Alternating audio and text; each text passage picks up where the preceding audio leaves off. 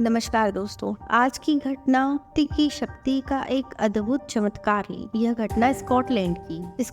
Scotland के लोगों ने इंग्लैंड के राजा के विरुद्ध विद्रोह किया था। विद्रोह तो असफल हो गया और विद्रोह असफल हो जाने के कारण विद्रोहियों को बड़ी ही निर्दयता पूर्वक दंडित किया गया। लोग कतार में खड़े कर दिए गए और उन्हें एक एक करके गोली से उड़ा दिया जाता था। इस कतार में एक 15 वर्षीय लड़का भी था। उस कतार में वह लड़का लाइन में खड़ा। सेनापति को उस कतार में उस बालक पर दया आ गई और उसने कहा कि बच्चे, यदि तुम क्षमा मांग लोगे तो मैं तुम्हें मृत्यु दंड से बचा सकता हूँ। लड़के ने क्षमा मांगने से इनकार कर दिया। इस पर सेनापति ने उस लड़के से कहा कि मैं तुम्हें 24 घंटे की छुट्टी देता हूँ। यदि तुम्हारा किसी से मिलने का मन हो, जिसे या कोई तुम्हारा प्रियजन हो, तो तुम जाकर उससे मिल आओ। लड़का अपनी अकेली माँ से मिलने घर चले गया। जाकर देखा कि माँ तो बेहोश पड़ी है। माँ को लड़का होश में लेकर आया और होश में ले आने के बाद माँ ने कहा, माँ मैं आ गया हूँ। अपने इकलौते बेटे को देखकर माँ यह सोचने लगी कि पुत्र की तो जान बच गई है और माँ को अपार हर्ष हुआ। उसने अपने बालक को गोद में बिठाया और उसे जी बहकर प्यार किया। अब समय समाप्त होता जा रहा था। बालक को जाने की तैयारी करने लगा। माँ ने पूछा, बेटा कहाँ जा रहे हो?